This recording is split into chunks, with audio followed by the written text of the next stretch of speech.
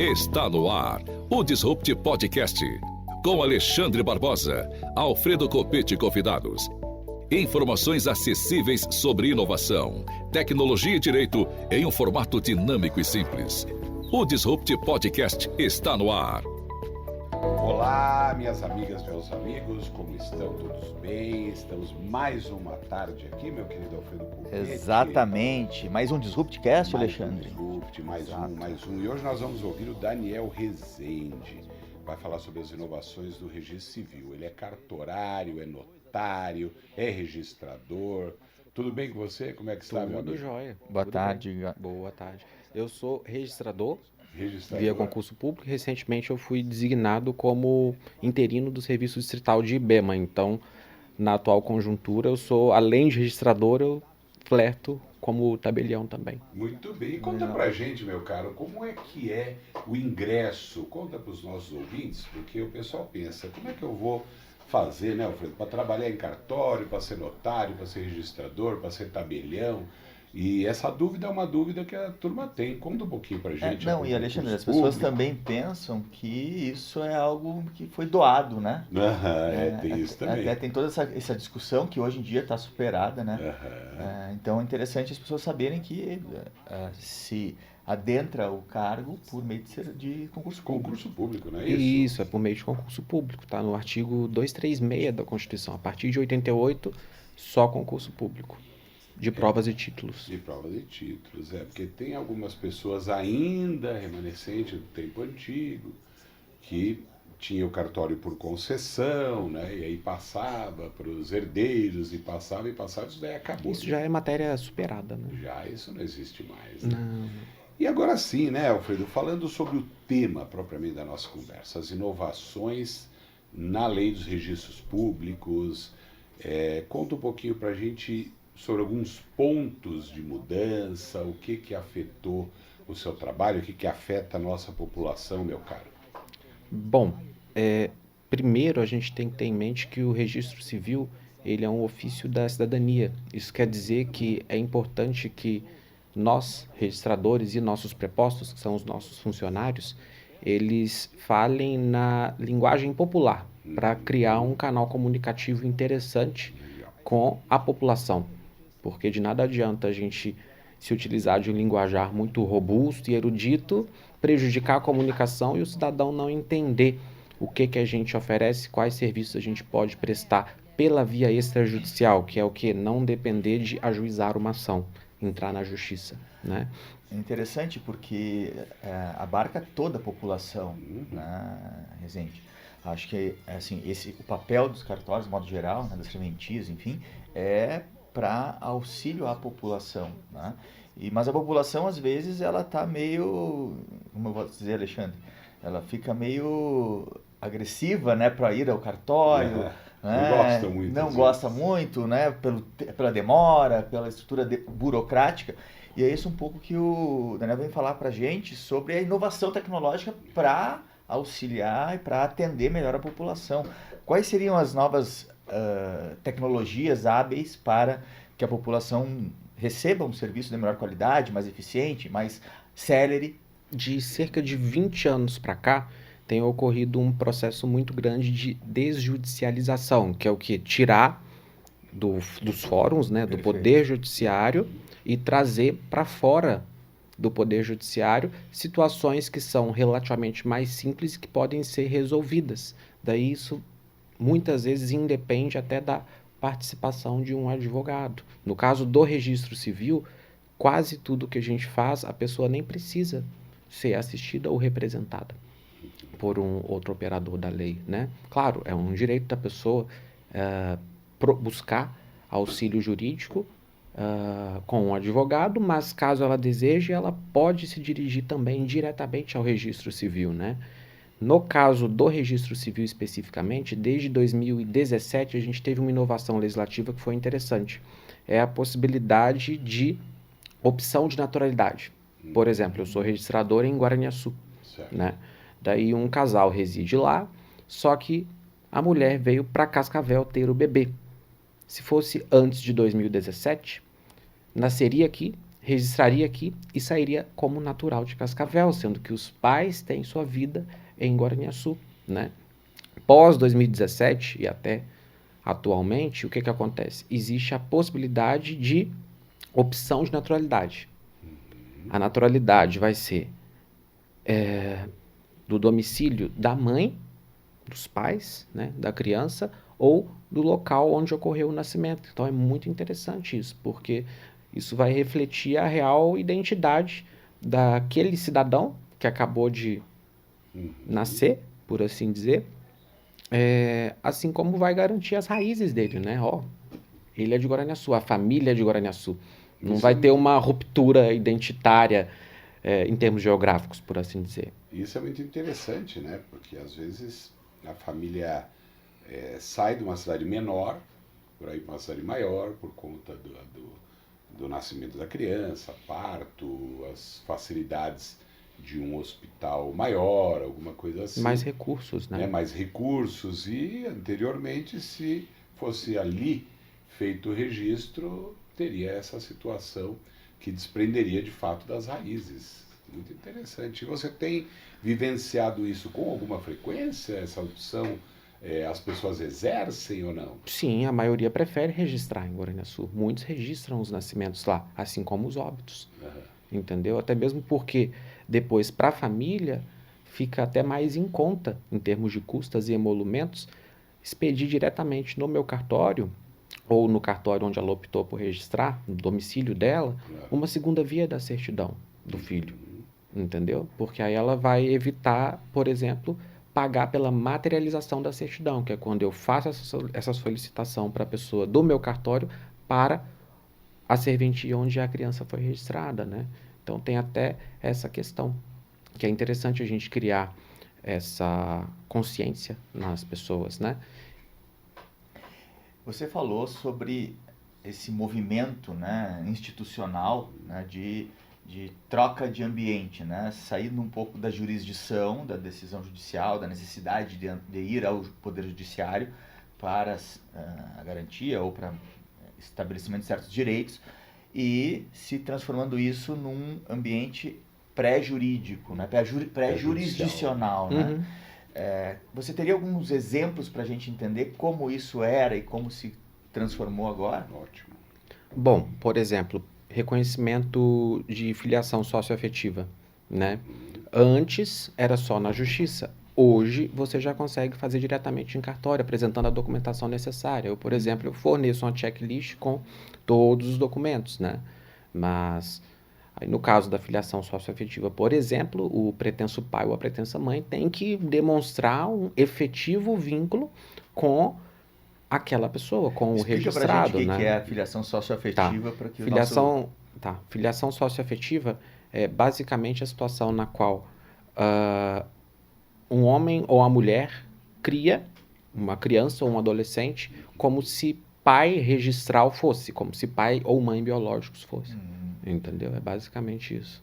É uma paternidade, uma maternidade constituída no afeto, constituída no dia a dia. É o aspas, lá do passado, o pai de criação, a mãe de criação. Sim. Claro que isso tem uma variação, que antigamente pai de criação, mãe de criação também eram os adotivos. Hoje isso, obviamente, não faz mais nenhum sentido, não é? Mas só para dar um panorama aí para o público, né? E essa declaração é dada pelo registro, pelo cartório, e você avalia se realmente há essa relação socioafetiva? Então, na checklist que a gente isso? entrega, que é com base no provimento 149 do Conselho Nacional de Justiça, a pessoa vai nos entregar requerimento, o requerimento a gente fornece o modelo também, não tem problema com isso, documentos pessoais, certidões atualizadas, e todos os meios de prova são admitidos, mas daí compete à parte interessada comprovar ao registrador esse efetivo vínculo socioafetivo. Porque se a pessoa conseguir me comprovar, independente de conseguir comprovar, eu no final vou dar um despacho. É literalmente o despacho do registrador. Se for desfavorável, eu não encaminho para o Ministério Público. Se for favorável, eu encaminho. E ainda assim, o parecer do Ministério Público deve ser favorável, para daí eu averbar à margem do termo daquele nascimento, a filiação socioafetiva. Que bacana, o Ministério Público age como custos legis, né, extrajudicialmente. E a multiparentalidade, como é que tem acontecido aqui na nossa região? Ela esbarra também na Também filiação isso. socioafetiva, entendeu? Não é algo tão recorrente. Minha comarca ela é menor, entendeu? Mas A multiparentalidade, Alfredo, para fazer uma explicação aqui, colocar muitas vezes no seu registro 2 pais e uma mãe, duas mães então, e é um isso pai, que ocorre com a multi, filiação socioafetiva. que é a filiação socioafetiva, Sim, exatamente. porque às vezes tem o pai e a mãe registrais, entendeu? Só que aí outro pai, que a gente chama de pretenso pai, ele entra com a socioafetiva, mas isso não vai remover o pai biológico daquele registro. Então a criança vai ficar com 2 pais mesmo, entendeu? E com a mãe biológica. Só que isso é indiferente, porque quando for expedir uma segunda via daquele nascimento, você não vai, claro, por motivo de dignidade da pessoa humana, você não vai discernir quem é o pai biológico e quem é o pai socioafetivo. Só sai lá, genitor, genitora. E os avós paternos e avós maternos. E é necessária a anuência de ambos os pais, obviamente se vivo. Em se tratando de menor de idade ou registrado, sim. Maior de idade, não. E uma novidade tecnológica que você pode contar para o nosso público, que você tem experimentado no seu dia a dia, tem vivenciado? Nós temos e-notariado, nós temos tantas coisas acontecendo no mundo tecnológico. O que você nos fala nesse tipo de inovação? Bom, desde 2012, salvo engano, ou 2013, a gente já tem a CRC no Registro Civil, que é a Central Nacional de Registro Civil.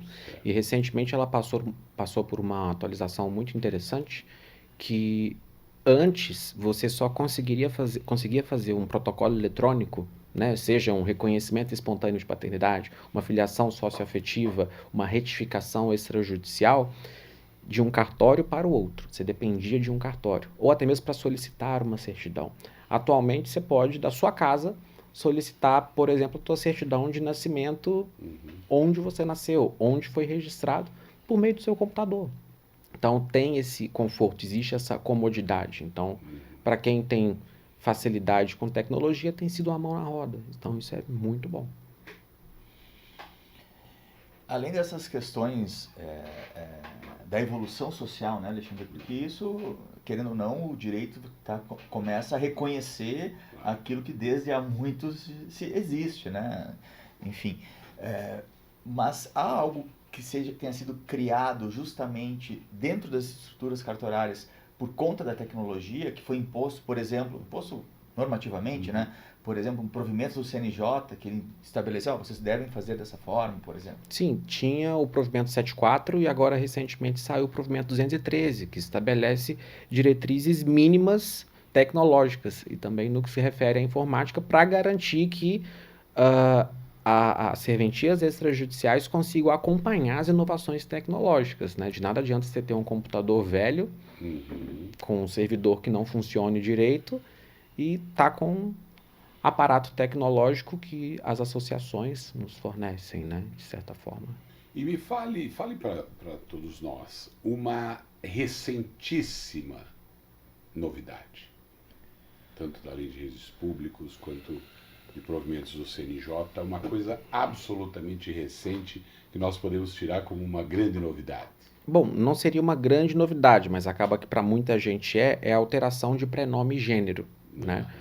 Porque até pouco tempo, na Lei 6.015, que é a Lei de Registros Públicos, que a gente chama de Lei de Regência, tinha, salvo engano, artigo 58, uma disposição de que o prenome é imutável. Isso caiu por terra. Da imutabilidade do nome, que tinha na época 10 exceções, agora tem mais. Então não é tão imutável assim, né? Depois de Napoleão. Aí agora o prenome é definitivo, né?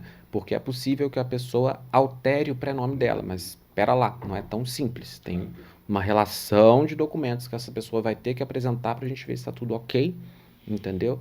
Para daí ela fazer a alteração. Porque alterar no cartório é fácil, mas depois você vai ter que mexer com CPF, RG, CNH, carteira de trabalho e por aí vai.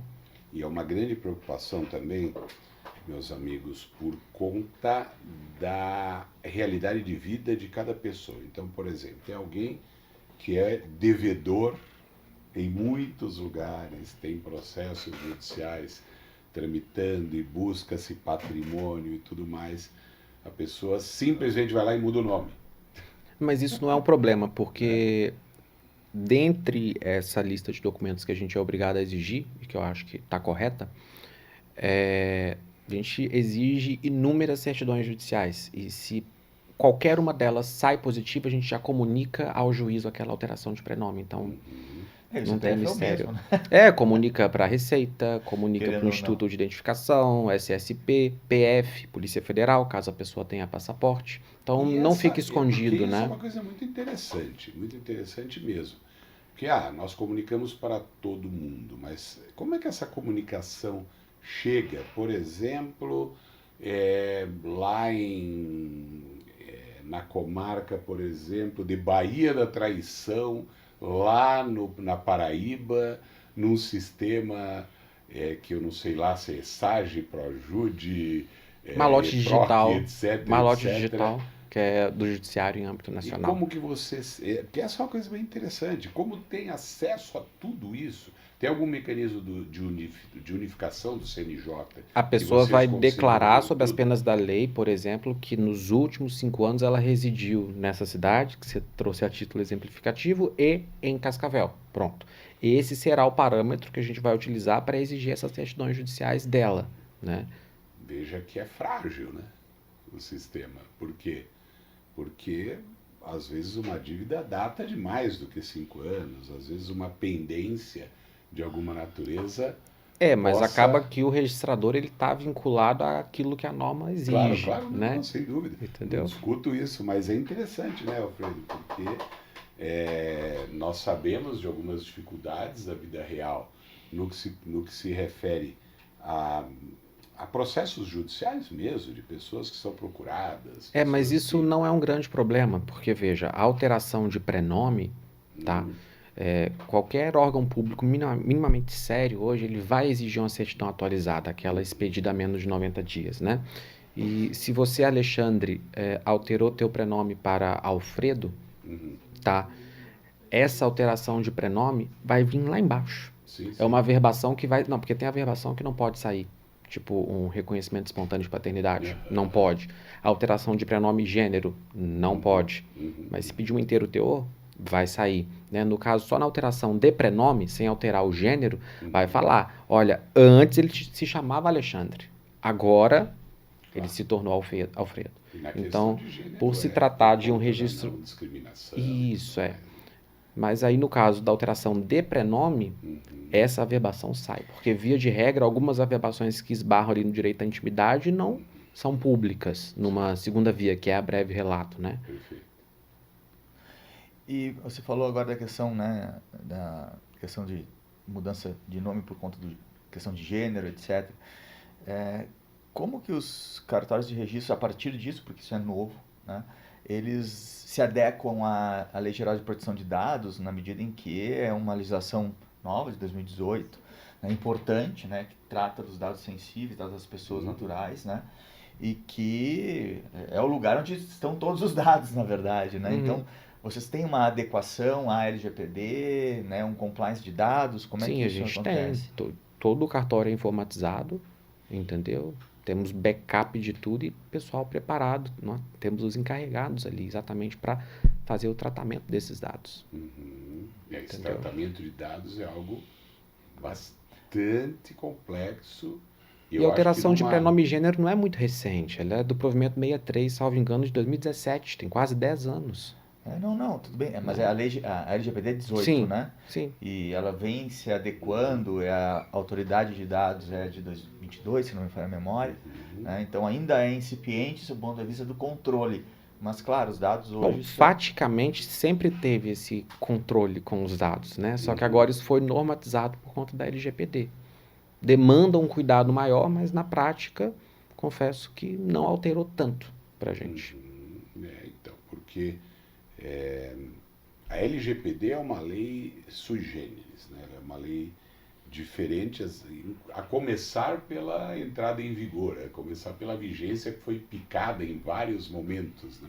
A Lei Geral de Proteção de Dados começou a vigorar em um determinado momento para uma coisa, depois a Autoridade Nacional foi uma das últimas a entrar em vigor, né? as sanções e tudo mais. Por isso que, muitas vezes, o pessoal tem dificuldade de conseguir perceber que a LGPD é algo difícil, complexo e que tem que ser muito cuidado, exatamente pelo fato de que os dados eles circulam muito rapidamente, as invasões, o trânsito de dados sem autorização. Então, o Estado, o poder público, tem sim que ter, e vocês têm com certeza, esse cuidado absoluto por conta de que são, a partir do que você nos fala e da sua atuação, são os dados sensíveis da pessoa, né? E isso é muito bem cuidado. Eu vejo que não há incidentes, não se fala de grandes, não se fala nem de problemas que eu tenha percebido. No máximo você escuta falar que há muitos anos um cartório incendiou. Sim, isso nem isso entendeu? LGPD, né? A questão da LGPD é que, como o paradigma muda, né? Aquele que recolhia os dados, no caso o cartório também recolhia os dados, ele se tornava o proprietário dos dados, né? Antigamente, vamos dizer assim, antes da evolução tecnológica e da adequação à LGPD, a ideia era que o dado é daquele que o detém, não é da pessoa que está fornecendo, né? E, claro, gradativamente isso foi mudando e a LGPD foi um marco paradigmático nessa questão, mostrando que as pessoas são ainda as titulares dos dados e que aquele que está recolhendo os dados ele tem uma responsabilidade de garante sobre esses dados, né? E, claro, aí a evolução tecnológica, a inteligência artificial que vai, digamos assim, dar o tom nessa conjectura de como usar os dados, o quanto eles valem, né? O cruzamento de dados, a capacidade que tem de se colher dados aleatórios, supostamente aleatórios, né, das pessoas. Isso é o grande, a gente já falou várias vezes aqui, é o grande tema do momento. E eu te pergunto também, sabe, Daniel, porque você vê, né, nós temos algumas situações que estão aparecendo, por exemplo, do golpe do falso advogado. E esses dias, não sei se vocês viram, teve uma audiência fraudulenta. Uma audiência que foi fraudada por criminosos. E nessa audiência, a parte recebeu uma ligação: olha, vai ter uma audiência do seu processo, assim, entra nesse link. Entrou no link, tinha lá uma simulação de juiz, de advogado da outra parte, fizeram um acordo, mas para receber o valor desse acordo tem que pagar não sei quanto aí de custas. Fraude. Então é por isso que eu falo, até no sistema de justiça, os dados muitas vezes, eles ficam vulneráveis. O processo é público. Às vezes, nem todos, salvo que correm segredo de justiça, mas essa vulnerabilidade a mim causa muita preocupação. Sim. Muita mesmo. O digital, ele potencializou o estelionato, que era algo que estava ultrapassado. Já ninguém mais falava em estelionato, né? Exato. Agora, realmente especificamente no caso dos cartórios, a gente tem um mecanismo interessante que é o Justiça Aberta, site do Conselho Nacional de Justiça. Então, todos os meios oficiais de comunicação de cada serventia extrajudicial estão disponíveis lá. Telefone primário, telefone secundário, e-mail ou até mesmo WhatsApp. Então, para você evitar de procurar só no Google, né? E pegar ou um telefone antigo e discar e cair na casa de outra pessoa, que não é um cartório, né? Tem o Justiça Aberta. Não, e eu estou dizendo isso, sabe, até para reforçar que até no sistema de justiça a gente tem visto algumas falhas que geram golpes, mas eu não ouço falar, eu não vejo da atividade notarial e registral, não se ouve falar de problemas no que se refere à proteção de dados. Né? Porque assim, num órgão público como esse, quem vai criar a estrutura criminosa, né, ou enfim, antijurídica, vai tentar se afastar dos registros dos cartórios e não se adentrar nos ambientes que são supostamente ambientes de controle, né? Enfim. E nós estamos chegando no finalzinho, temos ainda alguns poucos minutinhos. Você tem alguma coisa a nos dizer que você falaria, olha, Alexandre, olha, Alfredo, tem uma novidade, tem um negócio para a população, é tão bacana, que eu quero dizer, eu quero deixar aqui uma informação, alguma orientação que possa ser útil. Eu gostaria de fazer uma orientação no que se refere à possibilidade de retificação extrajudicial, pelo artigo 110, inciso 1 da Lei 6.015, né? A gente vê a TV, as mídias sociais falando sobre a possibilidade do cidadão fazer uma retificação extrajudicial, mas isso nunca é explicado da devida forma. Eles só dizem, vá até o cartório. E não é assim que funciona. A gente precisa de prova documental. A gente precisa de documentos atualizados. E isso não é passado para as pessoas, né? E muitas vezes as pessoas dizem, eu fui lá, mas o cartório não resolveu. Calma. Se o cartório não resolveu o teu problema, é porque isso fugia da nossa cognição sumária, que é o quê? Nós não temos a caneta de um juiz para entrar no mérito das coisas. É tudo preto no branco. Então, quem precisar fazer uma retificação administrativa, uma inclusão de sobrenome familiar, ou se você é casado e quer ainda, após o casamento, adotar o sobrenome de seu cônjuge, ou se você é casado e ainda após o casamento, caso tenha adotado o sobrenome de seu cônjuge, pode excluir também esse sobrenome, vá até o cartório. A gente vai informar o que é necessário. Se você está buscando fazer cidadania italiana, mas tem algum errinho, vá ao cartório para a gente verificar a possibilidade de retificar também, mas sempre verificando a possibilidade. E caso não dê para fazer em cartório, não é porque a gente não quis, é porque a lei não permitiu. Porque às vezes não é tão simples, né? Isso mesmo. Precisa atender a requisitos, precisa atender tem que juntar documentos e apresentar demonstrações, não é isso? Exatamente. Mas Alexandre Barbosa, infelizmente... Não temos tempo para mais? Mais nada. Nada. Mas, muito obrigado. Gostaríamos de agradecer a Daniel, né, por ter vindo de Guaraniaçu. Isso. Nos prestigiar com essa conversa aí sobre tecnologia nos registros. Inovações. As inovações no registro civil. Então, semana que vem tem mais? Mais aqui na CBN às 16h30, na terça-feira. Estamos ainda depois, viu, Daniel, no Spotify e também no YouTube. Obrigado, Daniel. Eu que agradeço. Um abraço a todas e todos. Até a semana que vem. Tchau. Você ouviu na CBN Disrupt Podcast com Alexandre Barbosa e Alfredo Copete.